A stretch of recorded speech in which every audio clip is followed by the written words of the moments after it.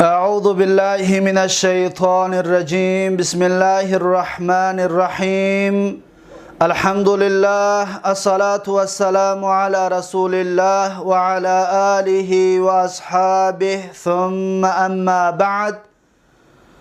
السلام عليكم ورحمة الله وبركاته. برادران و خواهران و بینندگان و شنوندگان محترم، الحمدلله که ما و شما از گراماتیک زبان عرب، از علمی صرف، از کتاب صرف میر 13 درس گرفتیم و بنده حالا میخواهم درس 14 را از این کتاب صرف میر به سمع شما برادران و خواهران و دوستداران آموزش زبان عربی تقدیم و پیشنهاد بگردانم. درس گذشته ما و شما ناقص را شروع کردیم و گفتیم که ناقص به دو قسم تقسیم می شود. یکم ناقص واوی است، دویم ناقص ایایی. و همچنین گفتیم که ناقص واوی از 3 باب آمدگی هست. اولا از باب نصر ینصر آمده است، مانند دعا یدعو. پس این را فعل ماضی و فعل مضارع و فعل امر برای شما تقدیم و پیشنهاد گردانیدیم. اما اسم فاعلش کاملا در تسجیل ما ثبت نشده بود. از این حساب درس امروزه را از اینجا شروع میکنیم که اسم فاعل از دعا یدعو داعین می شود. از اینجا درس امروزه ما و شما شروع می شود. اسم فاعل دعا یدعو داعین می شود. دقت بتید. مثلا دعا یدعو اسم فاعلش می شود داعین. داعین یک کسی خواننده، یعنی یک کسی فریاد کننده، یک کسی دعوت کننده. اکنون این داعین بر اصل خودش نیست. یک کس بگوید داعین بر وزن چی است؟ شما میگوید بر وزن فاعین، یعنی که لام باب حذف شده است. پس این اصلش چی طور است؟ دقت بتید. داعین در اصل داعیون هست. داعیون. ما و شما درس گذشته گفتیم که واو در 4م جای کلمه واقع شود، یعنی 4م حرف کلمه باشد، آن واو قلب یا می شود. ببینید داعیون، واو 4م جای کلمه ده بوده است. پس ما واو را قلب یا میکنیم، می شود داعیون. داعیون. خب اکنون داعیون رو چکار میکنیم؟ داعیون، دقت بتید. داعیون. این یا تنوین دارد. تنوین اصلا یک نون ساکینه است که در آخر کلمه پیوست می شود در نطق، در گفتن، اما در نوشتن اون نون ساکینه ظاهر نمی شود. اما در اینجا ما احتیاج داریم که همون نون ساکینه رو نوشته بکنیم تا اینکه برای شما واضح شود که در اینجا چیکار کردیم. ببینید داعیون. اکنون این تنوین رو میگیریم، در جاش یک ضمه تنها میمانیم و نون ساکینه رو نوشته میکنیم. پس چی میشود؟ در تلفظ همون پیشتر تلفظ میکردیم همون است. داعیون. یا را در نون پیوست میکنه میشود داعیون. و در تلفظ داعیون با تنوین است و آخرش نون ساکینه. چطوری که نوشته کردم؟ چرا این را نوشتم؟ به خاطر آنه که حالا ما یک سخن میگوییم شما اصل مقصد چه بفهمین که چی است. دقت بتید. و یا حرف علت براش حرکت ثقیل است، وزمین است. حرکت برای یا ثقیل است. اکنون چیکار میکنیم؟ یا را حرکتش رو میگیریم. یا را حرکتش رو بگیریم چی میشود؟ ساکین میشود. اکنون ببین التقای ساکینه این شد. در کجا است اون التقای ساکنین؟ بین یا و نون که تنوین بود التقای ساکنین شد. به سبب التقای ساکنین یا را از بین میبریم، یا را از بین میبریم، یا را حذف میکنیم. ببینید یا را از بین میبریم. خب یا هم از بین رفت. اکنون چیکار میکنیم؟ و نون ساکن و تنوین، یعنی نون ساکنه که از تنوین برآمدگی است، این تنوین تابع حرکت ما قبل می شود. اینجا را می بینیم کسره است و در این کسره یک تا دیگر زیادش میکنیم و این تابع حرکت ما قبل شد، می شود داعین. ببینید داعین. اکنون دقت داده چی بوده است؟ چیکار کردیم ما در اینجا؟ این را در کتاب ها میگن اعلال قاضین. هر جایی در گفتیم این کلمه را اعلال قاضین میکنید، بدونید انا همین چیزهایی که کردیم به مثل انا همین است، و همین کارهایی که کردیم به مثل همین است، غیر از واو. باقی مانده اش اعلال قاضین شد. دقت دادید؟ پس داعین در اصل داعیون بود، واو را قلب بیا کردیم شد داعیون و یا را حرکتش را گرفتیم التقای ساکنین شد. التقای ساکنین شد بین، این را نوشته بمانیم. ببینید التقای ساکنین شد بین یا و نون و ما به سبب التقای ساکنین یا را حذف کردیم و تنوین تابع حرکت ما قبل شد داعین.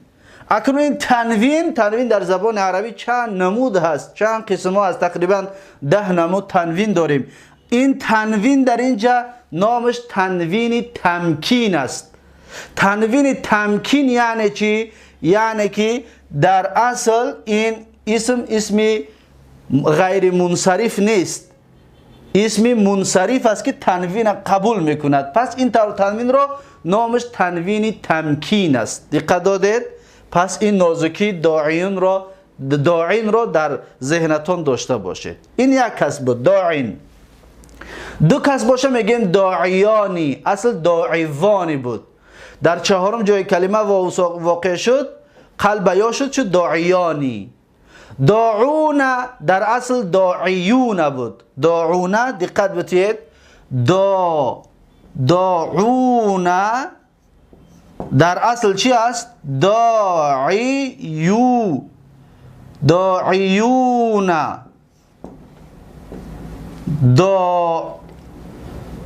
معذرت میخوام این را از سر نوشته کنم. داعونه بر اصل ببینید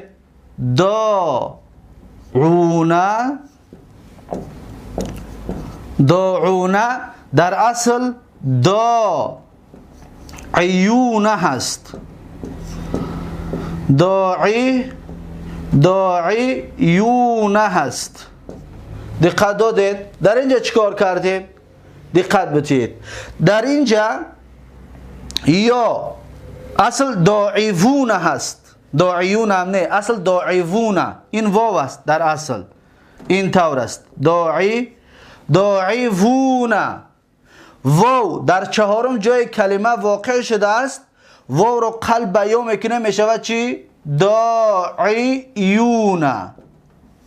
میشود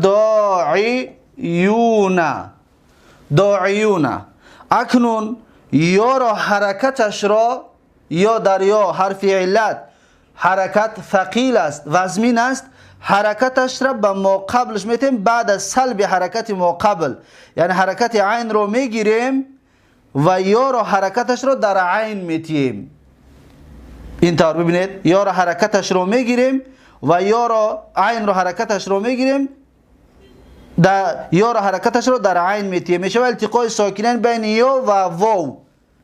پس ما یا را حذف میکنیم میشود داعون. دقت دادید؟ اصل داعون داعیون بود و واو قلب یا شد و یا را حرکتش رو در ماقبل حرف عین دادیم بعد از سلب، بعد از گرفتن حرکت عین که کسره بود و یا را به سبب التقای ساکنین حذف کردیم شد داعون. پس داعون جمع اسم فاعل دعا یدعو هست، یعنی که دعوتگران و فریاد کنندگان مردانه. خب این به آخر رسید.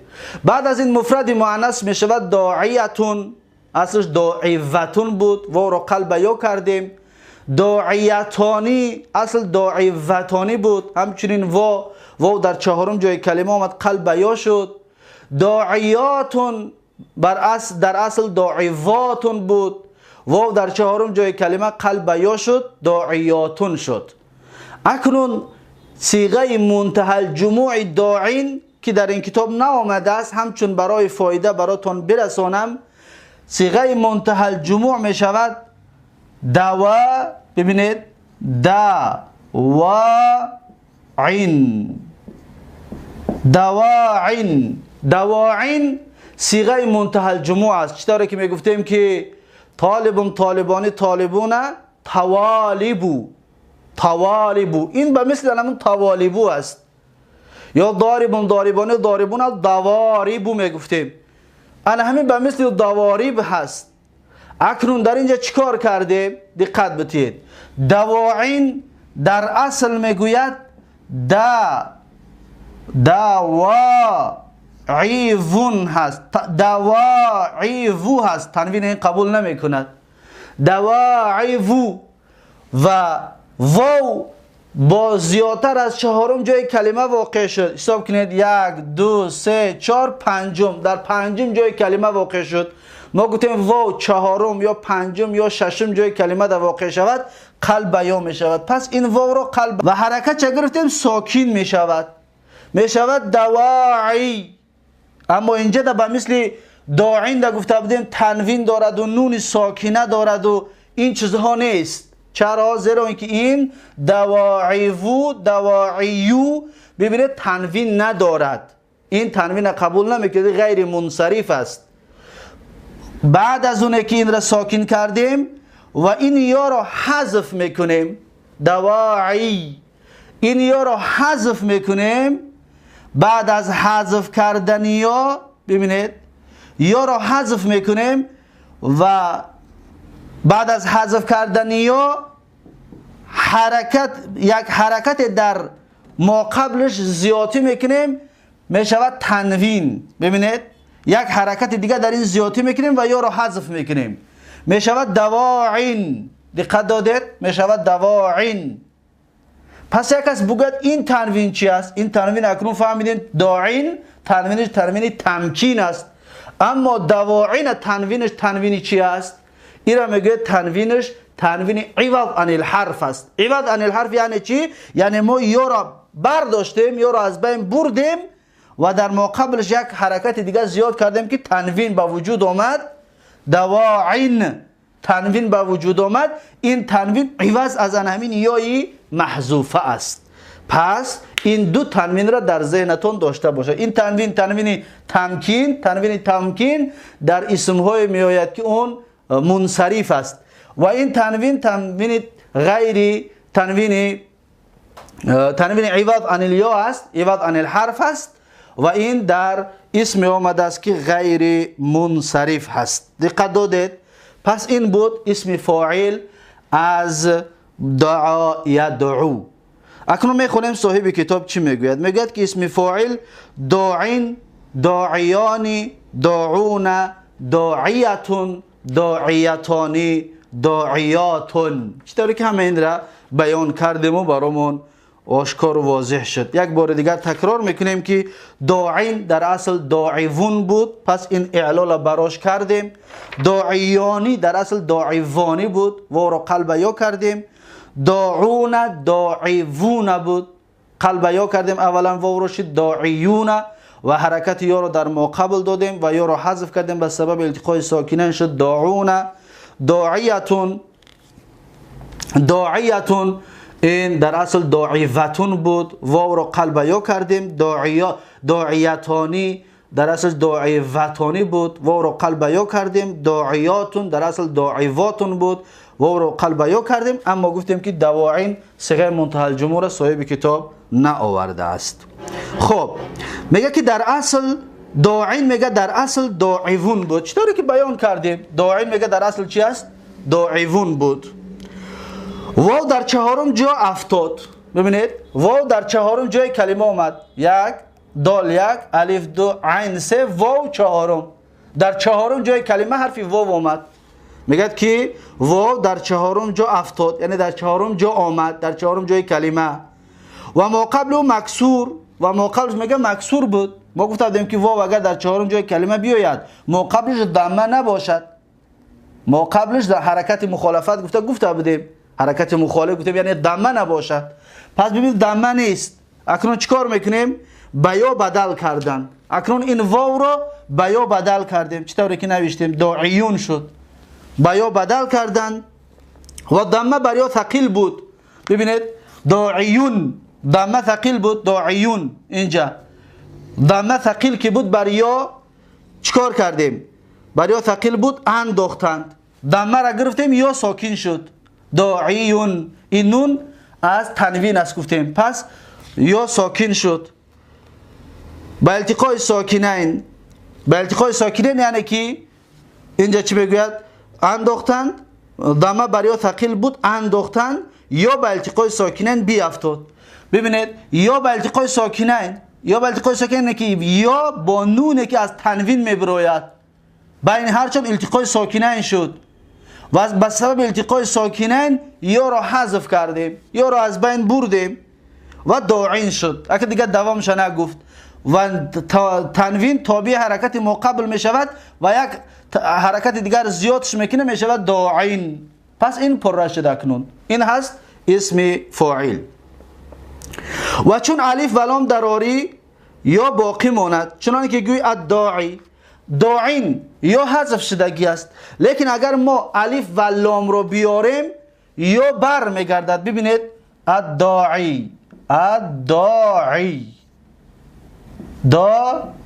الداعی، ببینید یا برگشت، یا بر میگردد. اگر الف لام که بیاید یا بر میگردد.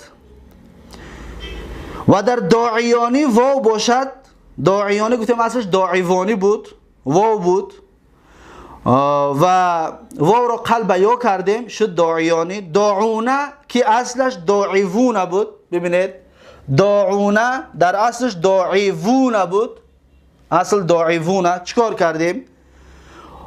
داعیوونه بود، واو یا شد، دمه برای ثقیل بود، واو رو قلب یا کردیم. برای چی؟ برای در چهارم جای کلمه واقع شد، قلب یاش کردیم. یک مسئله. دمه برای ثقیل بود، به ما قبل دادن. اکنون این یا دمه داشت. چطوری که این واو دمه دارد؟ یعنی که اصل این یا واو بود، دمه یا را در ما قبل دادیم، یعنی در عین دادیم. وقتی که در عین دادیم بعد از سلب حرکت ما قبل یا با التقاء ساکنین بیافتاد. اکنون این یا بین یا و واو التقاء ساکنین شد، یا را حذف کردیم شد داعونه. دقت دادید؟ این جمع اسم فاعل دعا یدعو می باشد.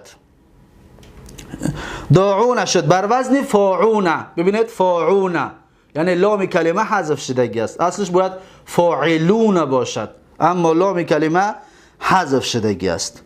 به همین اسم فاعل به آخر رسید، به همین اسم فاعل به آخر رسید و میگذاریم در اسم مفعول. میبینیم که اسم مفعول چیکار میکند و چی هست. دقت بدید. صاحب کتاب میگوید که اسم مفعول مدعو، مدعوان، مدعوون، مدعوة، مدعوتان، مدعوات، مداعین، صیغه منتهی الجموعش می شود. اکنون دقت بدید در مدعوون چیکار کردیم، اصلش چی است؟ ببینید مدعوون اصلش مدعوون هست، مدعوون هست بر وزن مفعولون. رنگ نصر ینصر را اسم مفعولش چی می شود؟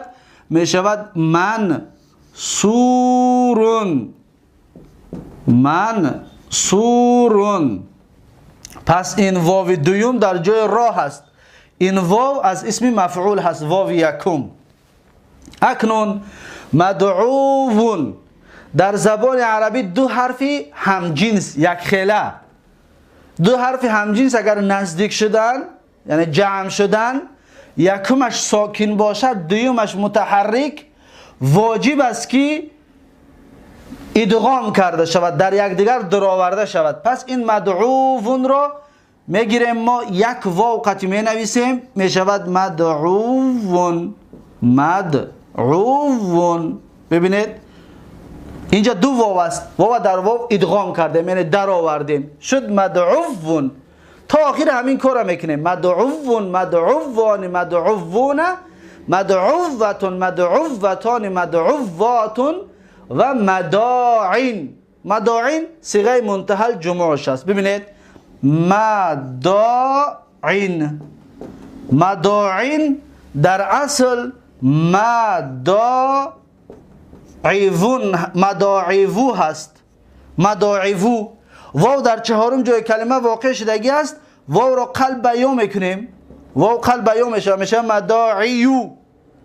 و در یا حرکت ثقیل است، حرکت چه میگیره؟ میشه مداعی یا ساکین. و یا را حذف میکنیم، در ماقبل یک حرکت دیگر از زیاد میکنیم، میشه مداعین.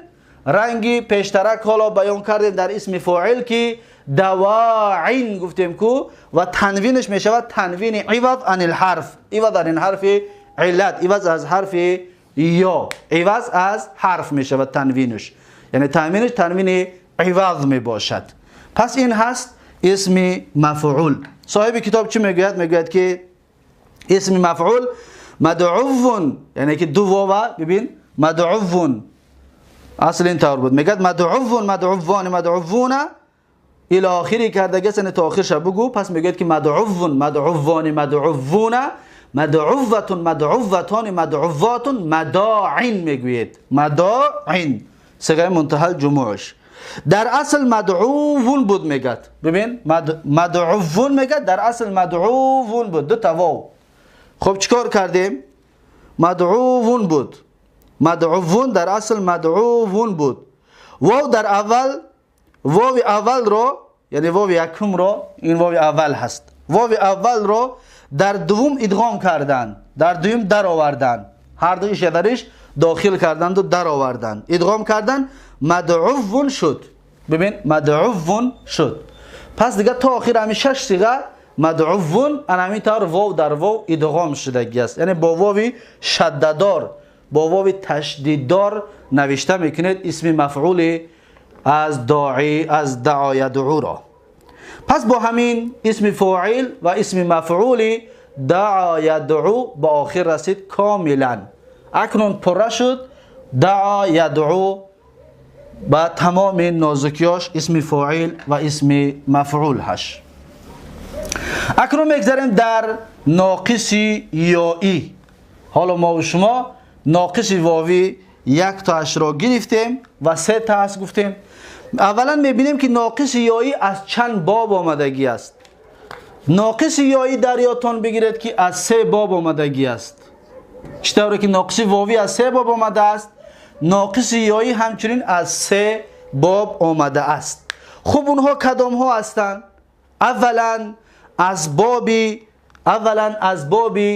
ضرب، ما باب دویمش باب ضرب یضرب بود. خب الرمیو، رمی ببین مصدر رما الرمیو می شود. رمیو ترجمهش تیر انداختن. الرمیو تیر انداختن، یعنی تیر پرانی کردن. رمه یعنی پرانید، پرتافت. همچنین رمه به معنای تهمت زدن هم می آید، اما اینجا فقط همین معنای تیر انداختن را گفته است و خلاص. خب ماضی معلوم. اکنون الرمیو مصدر هست، به مثل الضرب، ضرب مصدر بود، الرمیو رمی همچنین مصدر هست. ماضی معلوم در اینجا بنده خلاصش نوشته کردم، پس این را یک بار دقت بدید.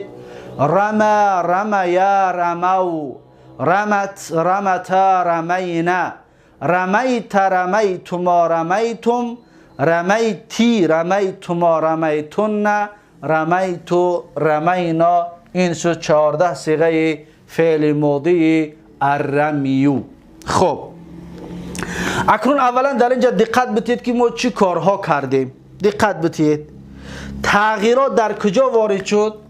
این یک جا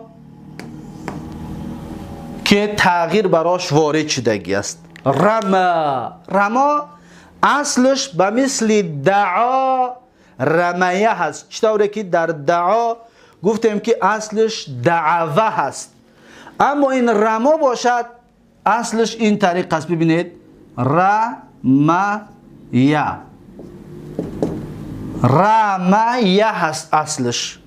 چطوره که دعا را گفتیم که دعوه بود، همون قاعده را در همین جا داخل کنید. و یای متحرک ما قبل مفتوح را قلب الف کردن شد رما. اما درس گذشته گفته بودیم که دعا به این طریق نوشته می شود،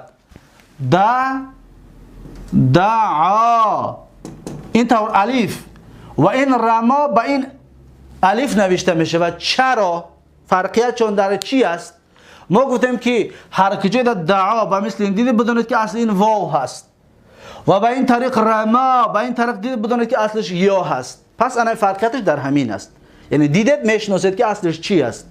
این رسم الخط همین طور نوشتن رو برای خودشون اختیار کردگی هستند. خب اصل رما رمیه بود، یا متحرک ما قبل مفتوح رو قلب یا کردیم شد رما. رمیه بر اصل خودش است، در اینجا یگان تغییرات ما داخل نکردیم. لیکن در رمو اصل خودش نیست، رمو را ما تغییر دادگی هستیم.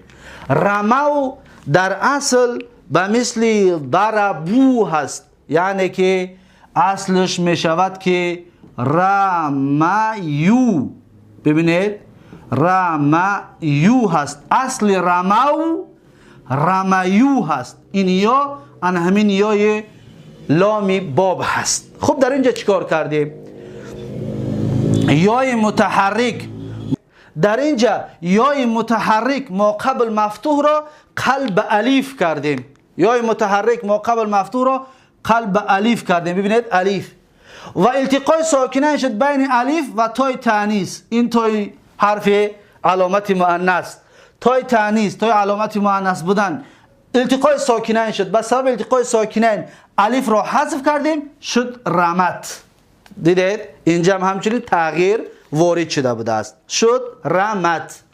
بعد از این رمتا همچنین تغییر یافتگی است. رمتا اصلش رمیتا هست. رمتا را اصلش چی است؟ رمیتا. ببینید رمیتا است. در اینجا همچنین ما یای متحرک یای متحرک ما قبل مفتوح را قلب الف میکنیم. ببینید قلب الفش میکنیم. وقتی قلب الف کردیم میشود رمت، التقای ساکنین. درس گذشته ما در دعتا دا گفته بودیم، در اصل دعوتا بود. در همونجا ما چیکار کردیم؟ گفتیم که واو رو که واو قلبیوم به الف می شود دعاتا می شود و الف به سبب التقای ساکنین می افتد. یک سوال کند که در اینجا دعاتا این ته متحرک است، چرا التقای ساکنین می گویی؟ یا تون باشه درس گذشته گفتیم حرکت تا در اینجا حرکت عارضی است، یعنی حرکت اصلی نیست، حرکت عارضی است. العارضی و کالعدم میگن. یک قاعده داریم که حرکت عارضی به مثل گویا که نیست، گویا که وجود ندارد.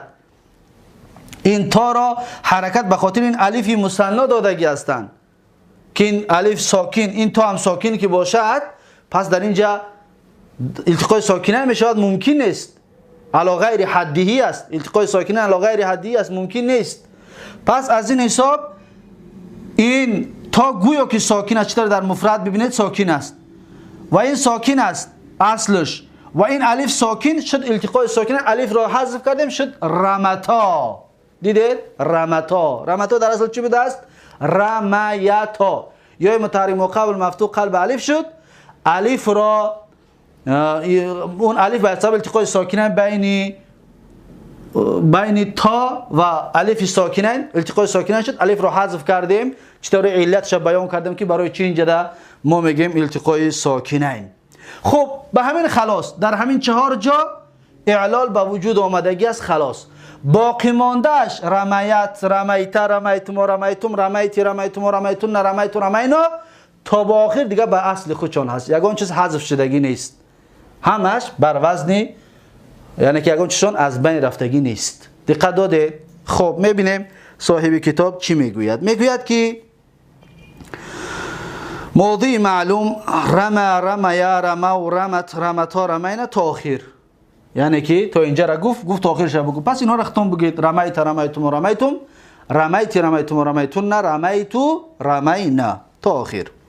ماضی مجهول، ببینید ماضی مجهول. اکنون حالا صاحب کتاب دیگر این علت ها را بیان نکرد. چرا؟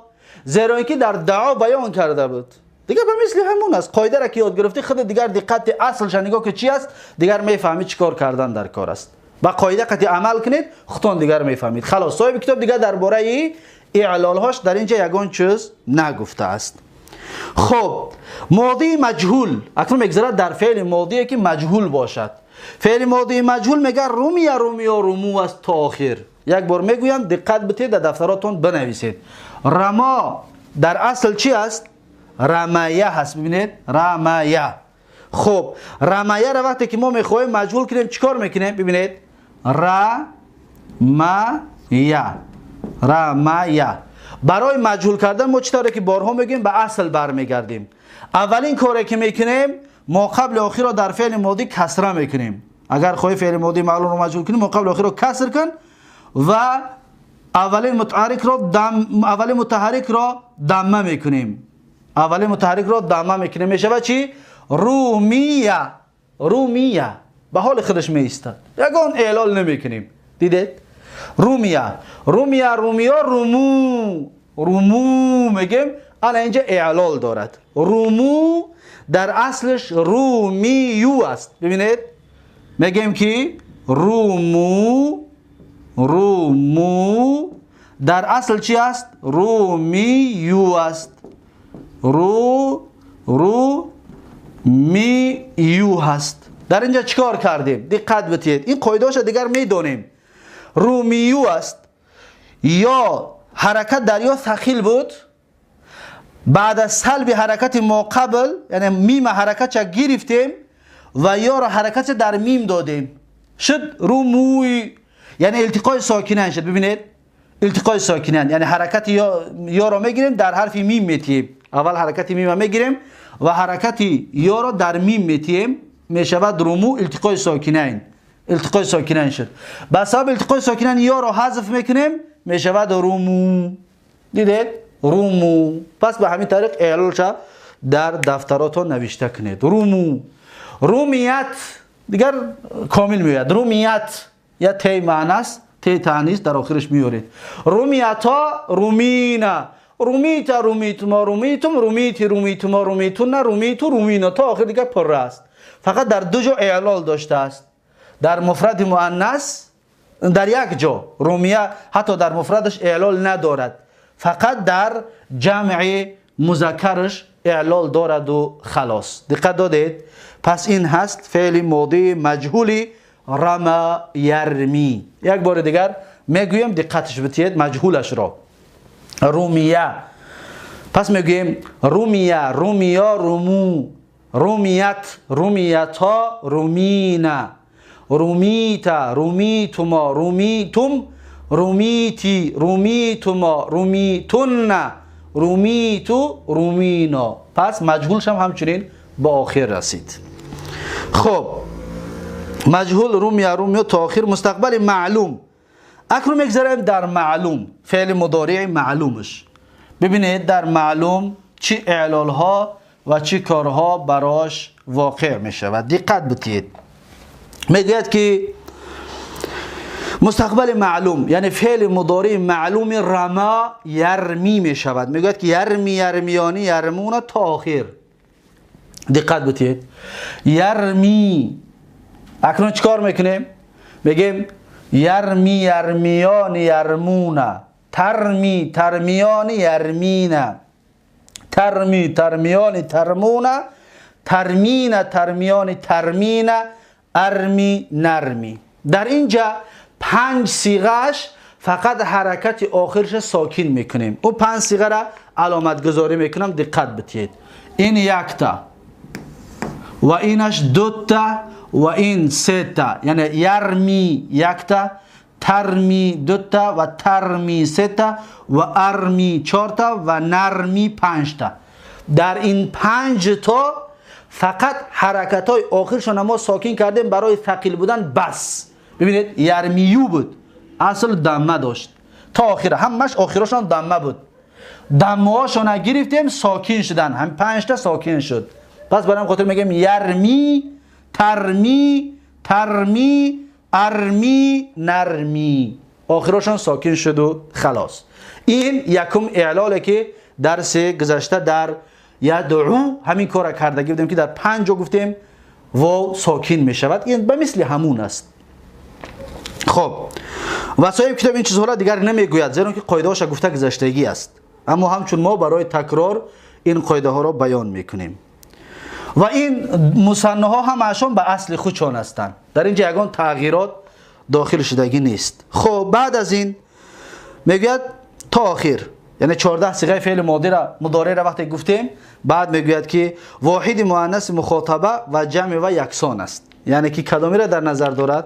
دقت بدید، این 2 تا را در نظر دارد. این یکم، این دوم. واحد مخاطبه مؤنث، جمع مخاطبات مؤنث، هر دوش ببینید در نوشتن یک خیل است. دقت دادید؟ ترمینه ترمینه، هر دوشون یک نمود نوشته شدگی هستند، اما اینها در تقدیر فرق میکنند. اینها در تقدیر فرق میکنند. این ترمینه اصلش این طور نیست، این به مثل تضربینه هست. این را اول نوشته کنیم، دقت بدید. ترمینه را اصلش این طور است، ترمینه ترمینه. دقت دادید؟ اصل این ترمینه است، اما این بر اصل خودش است، اینجا یگان تغییرات نیست. برای خاطر میگیم بر وزن تفعیل نه هست، اما این را میگیم بر وزن تفعیل نه هست، لام ندارد. این یا براش حرکت ثقیل بود، حرکتش هم میگیریم التقای ساکنین میشود بین 2 یای لام باب یای مؤنثه مخاطبه. پس یای لام باب رو حذف میکنیم، میشود ترمینه. ببینید ترمینه. پس در اینجا ما یا را حذف کردیم، پس این میشود بر وزن تفعین. معذرت میخوام، بر وزن ببینید بر وزن تفعینه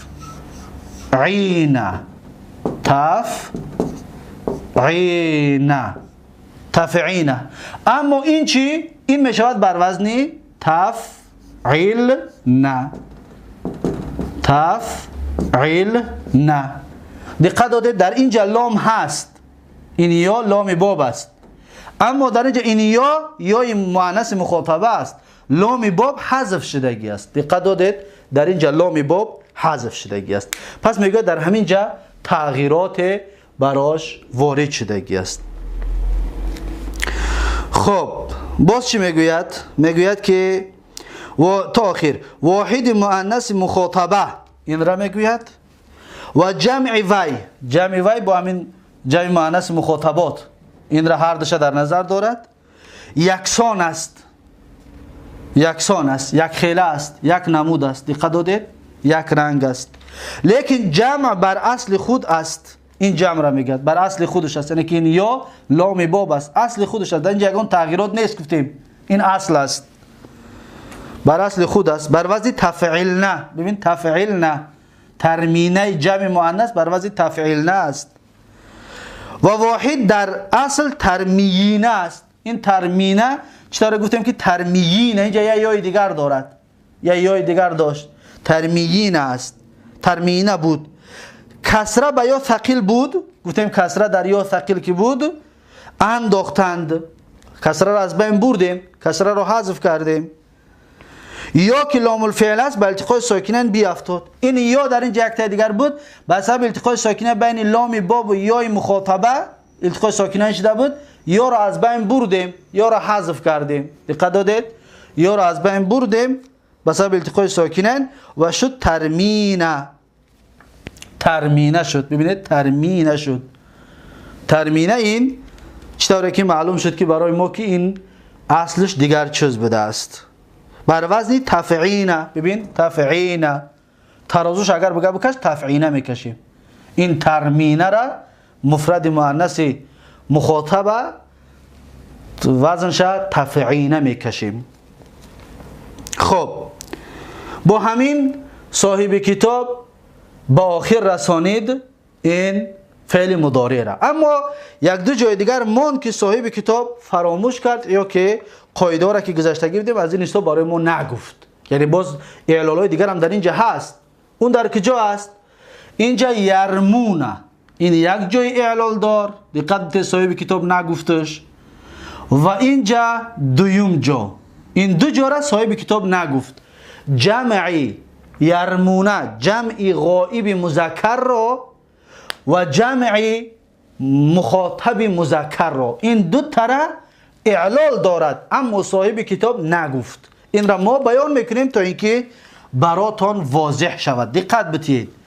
همه این بیان کردن و زحمت ها به خاطر فهمیدن شما اصل کلام عرب راست که قرآن و سنت درست بفهمید و پیرو سالم قرآن و سنت باشد. ببینید یرمونه.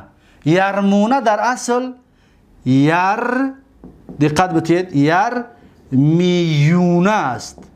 یرمیونه. این یرمونه در اصل یرمیونه است. این ترمونه در اصل ترمیونه است. همین یارا تکنید و مثل اینش ترمیونه. چیکار کردیم؟ دقت بتید. مسئله بسیار مسئله مهم است. این قاعدهش میدونید. برای یا حرکت ثقیل که بود بعد از سلب حرکت ما قبل حرکت یا را در میم دادیم. دقت دادید؟ دقت دادید چیکار کردیم؟ ببینید حرکت میم گرفتیم. سلب حرکت گرفتن حرکت را گرفتیم و یا حرف علت است حرکت براش ثقیل است حرکت در ما قبل دادیم. ببینید حرکت در ما قبل دادیم و التقاء ساکنین شد بین یا و واو. یا لام باب و واوی ضمیر جمع مذکر. به سبب التقاء ساکنین یا را حذف کردیم. یا را حذف کردیم می شود یرمونه. یرمو. این یا را حذف کنید می شود یرمونه. ترمونه هم به مثل همین است فقط در اولش حرف ت دارد. چی کار در اینجا کردیم؟ در ترمونه همین کار شما خودتون بکنید. دقت دادید؟ این را صاحب کتاب بیان نکرد. زیرا قاعده هاش گفتگی است. دیگه قاعده را دقت میتید و به اصلش بر اصل را ما از کجا بدونیم که یرمیونه بود؟ در با یضربو را بیارید. یضربونه. ببینید یضری این میم در جای ر است کسره دارد. یضری این یا در جای ب است. یضربونه بو. دقت دادید؟ خلاص دیگر میفهمید. پس اعلالش میکنید اصلش میبراید. از این ما فقط صحیح را برای چی میاریم؟ که یا میگیم که رما از باب ضربه است. برای چی؟ برای اینکه مقایسه کنید ببینید کجا حذف شد کجا کم شد کجا زیاد شد چیکار شد. برای همین خاطر اصلی صحیح را ذکر میکنیم. خب اکنون این به آخر رسید. فعل مضارع معلوم به آخر رسید. اکنون میگه چون ناسبه در آید گویی لن یرمیه. اینهایی که ما ساکن کرده بودیم شما 5 جاده در 5 صیغه اینها را همش میگه بگی فتحه کن. میگه لن که در آمد ببینید ناسبه فقط لن نه هر ناسبه که بدراید ببین لن بدراید اینجا آخرش ساکن آخرش فتحه می شود. لن یرمیه. دقت دادید؟ در این 5 صیغه لن یرمیه لن ترمیه لن ترمیه لن ارمیه لن نرمیه 5 تا آخرش فتحه می شود. خب و در باقی مانده جایها در 7 جای دیگر این یک یرمیان یرمون 2 تا شد. ترمیانی 3 تا شد. از غایب 3 تا، ترمیانی 4 تا شد، ترمون 5 تا، ترمین 6 تا، ترمیان 7 تا. در این 7 جا نون ها را حذف میکنیم. پس میگیم که لن یرمیا لن یرمو، لن ترمیا لن ترمیا، لن ترمو لن ترمی لن ترمیا. دقت دادید؟ البته نون ها حذف کرده میشوند. با نون ها حذف میشود برای همچون علامت نصب. میگوید که ناصبه در آیت گویی لن یرمیه، و چون جازمه در آیت گویی لم یرمی. رنگ دعایت او گفتیم لم یدعو، واو حذف می شود. اگر ما در اینجا ما وقتی که لم را در آوردیم، لم این یا را کاملا از بین میبره در 5 صیغه دیگه. یا از بین میگه لن یرمی، آخرش حرف میم، لن ترمی لن ترمی لن ارمی لن نرمی، یا ندارد.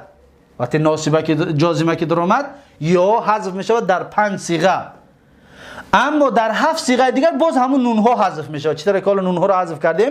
میگم لم یرمیا لم یرمو، لم ترمیا لم ترمیا لم ترمو، لم ترمی لم ترمیا. نون ها حذف می شود در 7 صیغه. اینها رو گفتیم که امثله 5 میگویند. امثله 5. در امثله 5 نون ها حذف می شود. اما این یرمینه و ترمینه نه ناصبه یگان تغییرش داده میتواند نه جازمه. چرا؟ زیرا که این مبنی است، این شخص شده است، تغییر نمییابد. این تغییر نمییابد ظاهرا، این همین طور میموند. هرچه که یرمینه، لن هم بدران میگوی یرمینه، لم هم بدران میگوی یرمینه، این همین طور میایستد. دقت دادید؟ یعنی از 14 صیغه 2 صیغهش فعل مضارع مبنی است، تغییر نمییابد. اما 12 تا دیگه چرا که شما دیدید که در 5 تاش در فعل ناقص آخرش حذف می شود. علامت جزم حذف حرف علت شده ایستاده است. خب لم یرمی با جزمی بیافتد، یا میگه با جزمی چیکار میکند؟ میافتد. لم یرمی یا با جزمی بیافتد. چنانچه واو در لم یدعو، همین گفته است خلاص. یعنی چنانه که واو در لم یدعو افتیده بود، یدعو واو داشت، لم را آوردیم گفتیم لم یدعو، واو رو حذف کردیم. همون طور میگه، به مثل همون است. امر حاضر می شود ارمی. ببینید امر حاضر چی می شود؟ می شود ارمی. این را دقت بتید. این را به مثل همین یدعو، ادعو دا گفتیم که از تدعو میگیریم، ارمی را از ترمی میگیریم. از همینجا شروع میکنیم. همین 6 صیغه یعنی که از مخاطب فعل امر گرفته می شود. اصل ببین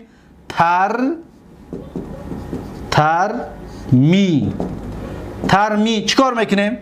در اولش ت حرف مضارع است، ت را میگیریم، حمزه را میاریم، حمزه را میبینیم از باب یفعل، از غیر باب یفعل هست، کسره میتیم، میشه ارمی. آخرش نگاه میکنیم حرف علت است، حذفش میکنیم، میشه ارمی فعل امر. دقت دادید؟ از ترمی گرفتیم شد ارمی فعل امر. ارمی، ارمیا نون حذف میکنیم، ارمو نون حذف میکنیم. ارمو در اصل گفتیم ارمیو بود، ارمیو.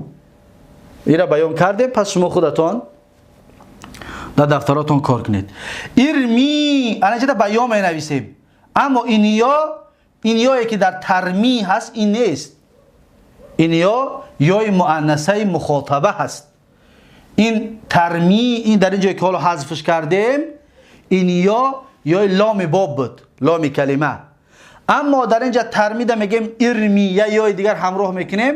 این یای تو زن هست، یای مخاطبه مؤنثه میگوین این را. این یا نوشته میشود ارمیا ارمینا فعل امرش. یک بار دیگر میگویم فعل امر میشود ارمی ارمیا ارمو، ارمی ارمیا ارمینا. 6 صیغه فعل امرش. خب صاحب کتاب چی میگوید؟ میگوید که امر حاضر ارمی ارمیا ارمو، ارمی ارمیا ارمینا. بانون ثقیله، بانون توکید ثقیله چنین میگیم. ارمی را میگیم ارمیان. اون یایی که حاضر حذفش کرده بودیم، این یایی که حاضر حذفش کرده بودیم از ترمی یا داشت، یا را حذف کرده بودیم، این یا بر میگردد، یا را فتحه میکنیم، نون توکید ثقیله. پس چی میشود؟ ارمیان. به این طریق نوشته میشود ارمیان. ارمیان. دیدید این یا برگشت اکنون، این یایی که در اینجا حذف کردیم ارمی فعل امر در به توکیدش ده حذفش کردیم، در اینجا بر میگردونیمش، میشود ارمیان. پس میگیم با توکید 6 صیغه رو میگیم ارمیان، ارمیان، ارمون. واو هم حذف میشود، ارمون میگیم. ارمی واو به سبب چی حذف شد؟ به سبب التقاء ساکنین. اینجا دو نون است، یکم نونش ساکن کی است؟ واو ساکن کی است؟ واو حذف شد ارمون. ارمین یارم همچنین حذف میکنیم اکنون، برای اینکه ما قبل خودش دلیل برای خودش است. ارمین، ارمیانی، ارمینانی. در اینجا یک الف دیگر همراه میکنیم، الف فارقه، پس نون رو میاریم و کسرهش میتیم هم مانند به یرمیانی. این نون ساکن میکنیم ارمیان. دقت دادید؟ ارمیان یا به مثل این ارمیان. ارمیان. پس ارمون در جمع می دراید، ارمین در مفرد مؤنث می دراید. خلاص در همین سه تا نون توکیدی خفیفه می دراید. نون توکیدی ثقیله در 6 صیغه فعل امر می دراید، اما نون توکیدی خفیفه در 3 تاش می دراید، در مفرد مذکر، در جمع مذکر، در مفرد مؤنث. خب صاحب کتاب چی میگوید؟ میگوید که با نون ثقیله ارمیان گفتیم نه؟ ارمیان، ارمیانی، ارمون، ارمین، ارمیان، ارمینانی. خب تا آخر 6 تا گفتیم. با نون خفیفه، با نون توکیدی خفیفه میگویم که ارمیان، ارمون، ارمین. ارمیان یا بر میگردد. ارمیان به خاطر اینکه نون توکید ما قبل خودش فتحه طلب میکند، فتحه طلب که میکند فتحه بر یا ثقیل است، پس یا بر میگردد. ارمیان، ارمون، ارمین. یا میتونه بگیم که ما قبل نون توکید ثقیله مبنی است، باید برگردد، هر حرفی که است باید برگردد. خب با نون خفیفه ارمیان، ارمون، ارمین. ارمون در اصل ارمون بود، واو داشت، واو حذف شد، واو جمع مذکر، این واو حذف شد. ارمین در اصلش ارمین بود، یا داشت، یا هم همچنین حذف شد و سبب التقاء ساکنین. ما قبل چون دلیل که داشت از این حساب حذف شد، اگر دلیل نمی داشت حذف نمی شد. خب بعد از این میگوید که مستقبل مجهول، اگه فعل مضارع ما مجهول نکردیم، مجهولش که چطور می شود؟ میگه مجهولش می شود یورما، یورمیانی، یورماونه. ببینید یورما، یورمیانی، یورما، یورمیانی، یورماونه. یرمی اصل چی است؟ اصل شبه بنویسیم، زیرا اینکه برای مجهول کردن ما به اصل بر میگردیم همه وقت. دقت بدید. اصل یرمی، اصل یرمیو است. یرمیو. چیکار میکنیم؟ در بدون ما خونده بودیم اگر میخوای فعل مضارع معلوم رو مشغول کنیم ما قبل آخر را فتح کن. میم ما قبل آخر است فتحش میکنیم و حرف مضارعات را دم کن. پس حرف مضارعات را دم میکنیم میشود یورمایو. دقت دادید؟ مجهولش میشود یورمایو. به مثل یضربو را مجهول کرده میشود یضربو، به مثل همین یورمایو. اما در یا حرکت ثقیل است، گفتیم در 5 صیغه هر ایره ساکن میکنیم میشود، معذرت میخوام ایره ساکن نمیکنیم، یورمایو، یورمایو. یای متحرک ما قبل مفتوح را اون 5 صیغه اینجا کار نمیکنه اکنون. یای متحرک ما قبل مفتوح را قلب الف میکنیم، پس میشود یورما. دقت داده به این طور به یا می نویسیم، به الف خالی این طور نمی نویسیمش، یعنی که طریق نوشتن من یورما گفته این طریق نمی نویسیم، به این الف، به این الف می نویسیمش. چرا؟ زیرا که اصل این یا است. تا اینکه ما بشناسیم رسم و خط فایدهش همین است. خب یورما، اکنون میگیم که یورما، یورمیانی، یورمون نمیگویم اکنون. یورمون، یورمون را اصلش چی است؟ دقت بتید، اینها را اصلشان دانستن بسیار مهم است. اینها را اصلشان دانستن بسیار مهم است. یورمون، ببینید یورمون وقتی مجهولش کرده میشه یورمون. یورمون را اصلش این طور است، یورمیون. ببینید یورمیون، یورمیون است اصل یورمون. یورمون یعنی که تیر انداخته میشن و اینها مردها را، دقت دادید، یا تهمت زده میشن و اینها مردها را. اکنون در اینجا چیکار میکنیم؟ همون قاعده پیشینه، یا متحرک ما قبل مفتوح را قلب الف میکنیم. وقتی قلب الفش که کردیم التقای ساکنین میشود بین این الف و بین واو. الف حذف میکنیم میشود یورمون. دقت دادید میشود یورمون، الف حذف شد بر وزن یفعون. یفعون لام باب حذف شده گشت یورمون. پس به این طریق مجهول کرده می شود. یورما، یورمیان، یورمون. ترما هم به مثل یورما را که کردیم همون طور است. ترمایو بود، یا متحرک موقع مفتوح را قلب الف شد ترما. ترمیانی بر اصل خودش هستند. یورمینا به اصل خودش اینجا تغییر نمییابد. یورمینا. ترما اینجا هم ترمایو بود، یا متحرک موقع مفتوح را قلب الف شد ترما. ترمیانی به اصل خودش است. ترمون. ترمون به مثل این هست. حالا گفتیم که در اصلش ترمیون بود، یا متحرک چرا در اینجا یا متحرک موقع مفتوح را قلب الف کردیم و سبب التقای ساکنین بین الف و بین واو حذف کردیم. در اینجا همین کارا میکنیم. ترمیون بود، ترمون شد، التقای ساکنین بین الف و واو، الف حذف کردیم شد ترمون. یورمون، ترمون، هر دوشان اعلالشان یک نمود است، فقط در اولشان در فعل مضارع غایبش یا است، در مخاطب جمع مذکر ده حرفی تا است. خلاص. خب ترما، ترمیانی، ترمون، ترمینا. این ترمینه مؤنث همچنین اصلش فرق میکند، زیرا که ترمینا، ترمیانی، ترمینا، دو تا ترمینا داریم. باز دو تا ترمینا داریم، چطوری که اینها را بیان کردیم. ترمینه این جمع مؤنث غایب، جمع مؤنث مخاطبات به اصل خودشان است. اینجا یگان تغییرات نیست، اینجا یگان اعلال یگان چیز نیست، به اصل خودشان است.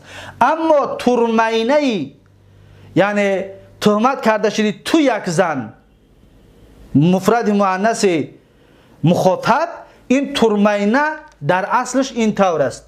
ببینید ترمین است اصلش. ترمین است و مثل تضربین. ترمین به مثل چی است؟ از صحیحش ترمین. خب در اینجا چیکار کردیم؟ یا متحرک ما قبل مفتوح رو قلب الف کردیم، التقای ساکنین شد بین یا بین الف حذف کردیم شد ترمین. شد چی؟ ترمین، مفرد مؤنث. دقت دادید؟ بعد از این ارما اصلش ارمایو بود، یا متحرک ما قبل مفتوح قلب الف شد ارما. نورما اصلش نورمایو بود، یا متحرک ما قبل مفتوح قلب الف شد نورما. با همین فعل مضارع هم به آخر رسید. فعل مضارع مجهول همچنین به آخر رسید. میبینیم صاحب کتاب چی میگوید. میگوید که مستقبل مجهول یورما، یورمایانی، یورمون تا آخر، یعنی فقط سه تایی غایب شد گفت خلاص، سه تا غایب مذکر رو شما دوامش بگویید. ترما، ترمیانی، یورمینا. ترما، ترمیانی، ترمونا. ترمینا، ترمیانی، ترمینا. ارما، نورما. چطور گفتیم ترمینا دو تا داریم، فرقیتشون همچنین بیان کردیم. این ترمینا به اصل خودش می شود، جمع مؤنث مخاطبات بر اصل خودش می شود. خب تا آخر بر قیاس یدعا. اکنون یدعا را که میدانید این را دیگر میدانید، با قیاس همون است، با مثل همون است. اسم فاعل رامین، رامیانی، رامونه، رامیتون، رامیتانی، رامیاتون. دیگر اسم فاعل دیگر براتون آسان است. رامین، رامین در اصل چی است؟ رامیون است. رامین در اصل رامیون هست. دقت بتید، این رامین هست. رامین یک مردی پرتاینده. رامین اعلال قادین می شود. دیگه دایتون بگیرید اعلال چی می شود؟ قادین. پس میگید اصلش رامیون بود. رامیون. و اینجا نون ساکنه، نون ساکنه التقای ساکنین شد و یا را حرکت چه میگیریم؟ التقای ساکنین میشود بین یا و نون و یا را حذف میکنیم و تنوین تابع حرکت ما قبل میشود، یک حرکت دیگه زیاد میکنیم، پس میشود رامین. میشود رامین. اگر الف لام بمونیم چی؟ یا بر میگرده. پس میگیم که الرامی. رامی. الف لام یا بر میگرده. الف لام که آمد یا بر میگرده. دقت دادید؟ به مثل همون الداعی که در اول همین درس بیانش کردیم، به مثل همون است. خب رامین در اصل رامیون بوده است. چطور بیانش کردیم؟ رامیانی بر اصل خودش است. رامون در اصل رامیون است. به مثل ضاربون. رامیو یا دمه دارد یا را دمه شد در مقابلش میتیم، در حرف میم میتیم بعد سلب حرکت میم. پس میشد راموی التقای ساکنین بین یا و واو. یا را حذف میکنه میشد رامونه. دقت داده؟ رنگی داعونه، داعیونه بود کو، داعیونه بود اصل. بعد واو رو یا کردیم در اول درس چطوری که بیان کردیم، به مثل همون است. خب بعد از این رامین، رامیانی، رامونه، رامیتون بر اصل خودش است. رامیتانی بر اصل خودش است. رامیاتون بر اصل خودش است. یگان تغییرات در اینها نیست. لیکن روامین صیغه منتهی الجموعش ببینید روامین. روامین در اصل چی است؟ میو است. این تنوین گفتیم قبول نمیکند. و ساکنش که کردیم آخرش حرکت ثقیل که بود، ساکنش رامی، روامی شد. یا را حذف میکنیم در مقابلش یک حرکت دیگه زیاد میکنیم، تنوین عوض عن الحرف میشود روامین. دقت دادید؟ روامین. این تنوین نامش چی بود؟ در اول درس بیان کردیم تنوین تمکین. این تنوین نامش چی است؟ تنوین عوض عن الحرف. تنوین عوض سه نمود میشود. اینجا در عوض عن الحرف است، یعنی عوض از یه حرفی محذوفه. خب با همین اسم فاعل همچنین با آخر رسید. اسم مفعولش میگه مرمیون، مرمیانی، مرمیون تا آخر. پس اسم مفعولش هم در اینجا فرق میکند. دقت بتید. اسم مفعول هم همچنین چیکار میکند؟ فرق میکند. دقت بتید. میگه که مرمیون، مرمیون. ببینید اسم مفعول میشود مرمیون. مرمیون. لیکن در اصل این مرمیون نیست. در اصل این طور است. ببینید مرمویون.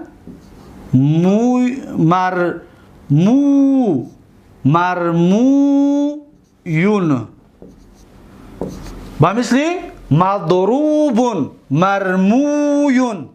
دقت داده؟ این قاعده ها رو ما خواندگی هستیم. در اینجا چیکار کردیم؟ ما در پیش در درس‌های گذشته گفته بودیم وقتی که در یک کلمه دو حرف، یک واو یا جمع شود، واو یا جمع شد، تا یادتون آوردیم قاعده را؟ واو یا جمع شد، یکی از اینها ساکن باشد. ببینید واو ساکن است. واو قلب یا می شود. واو را قلب یا میکنیم. پس می شود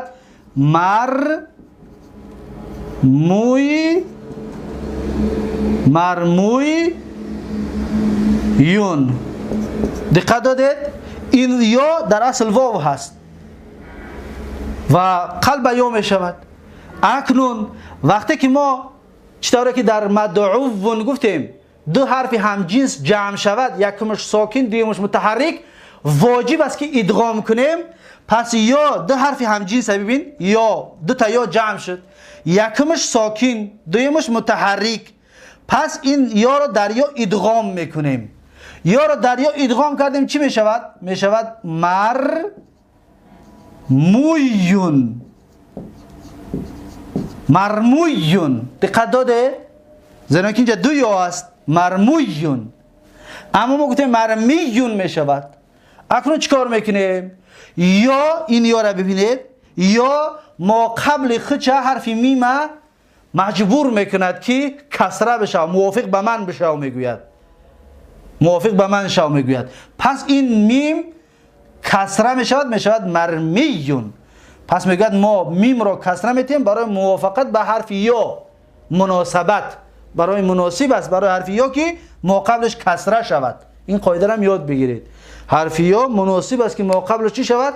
کسره شود. پس این ما کسره کردیم شد مرمیون. اکنون اعلال شدید چطور است؟ مرمیون اسمی مفعول هست، یعنی که تیر انداخته شده. تیر انداخته شده. اکنون صاحب کتاب میگه اسم مفعول مرمیون، مرمیانی، مرمیون تا آخر. یعنی مرمیون چطور گفتیم در اصل مرمویون هست، مرمیانی در اصل مرمویانی هست. در دفتراتون بنویسید اصل شه. مرمیون، مرمیانی، مرمیون در اصل مرمویون هست. مرمویون. دقت دادید؟ اینها اصلشون هستند. پس اعلال هایی که در اینجا کردیم همین اعلال ها را بالاش بیارید و مثل مرمویون، مرمیون می شود. مرمیتون اصلش مرمویتون بود. مرمیتون یک زن، اسم مفعول مفرد مؤنث. مرمیتانی اصلش مرمویتانی بود. مرمیاتون در اصل مرمویاتون بود. هم اینجا در واو ها جمع شده گی. واو قطعی یا در یک کلمه جمع شد، یتش ساکن است، واو ساکن که است. واو رو قلب یا میکنیم، یا رو در یا ادغام میکنیم. چطور که اینجا کردیم ادغام میکنیم. ادغام که کردیم پس همین چطوری که بیان کردیم به مثل همین میشود. خب تا آخر مرمیون اکنون اصلش بیان میکند. میگه مرمیون در اصل مرمویون بود. مرمویون، مرمیون در اصل مرمویون بود. واو رو یا کردند، مرمویون بود بر وزن مفعولون. ترازوش مفعولون به مثل مضروبون. صحیح از باب خودش مضروبون. خب چیکار کردیم؟ واو و یا در یک کلمه جمع شدن. قاعده را میدونیم. واو و یا در یک کلمه جمع شدن. خب و سابق ساکن بود. یکی از اینها ساکن بود و پیشکیش ساکن بود. خب ساکن بود چیکار کردیم؟ واو را یا کردن. این واو را قلب یا کردیم. ببین قلب یا کردیم. خب واو را یا کردند و یا را در یا ادغام نمودند. یا را در یا ادغام کردیم. دقت دادید؟ یا را در یا ادغام کردیم و میم را برای مناسبت یا کسره دادند و این میم مرمویون بود. میم ضمه داشت نه؟ این را کسره دادیم برای مناسبت حرف یا. برای مناسبت حرف چی؟ حرف یا شد مرمیون. دادن مرمیون شد. اکنون با همین اسم مفعول هم از ناقص یایی به آخر رسید. ناقص یایی را دیگر ما و شما از باب ضرب یضرب رو به آخر رسانیدیم. بعد از این شروع می شود ناقص واوی. اکنون ما گفتیم که ناقص واوی از 3 باب اومده است، فقط یک تاش را گرفتیم. درس آینده ان شاء الله دوم و بتوانیم دوامش را. و ناقص یایی گفتیم از 3 باب میاد، فقط یک تاش را گرفتیم. 2 تا دیگهش موندگی است. 2 باب ناقص واوی و 2 باب دیگر از ناقص یایی موندگی است. میبینیم که از کدام باب ها اومده است. این را ان شاء الله درس آینده بیان خواهیم کرد. بارک الله فیکم. و درس امروزه را در اینجا به پایان میرسانم و تا درس آینده یک شما را به الله تبارک و تعالی میسپارم.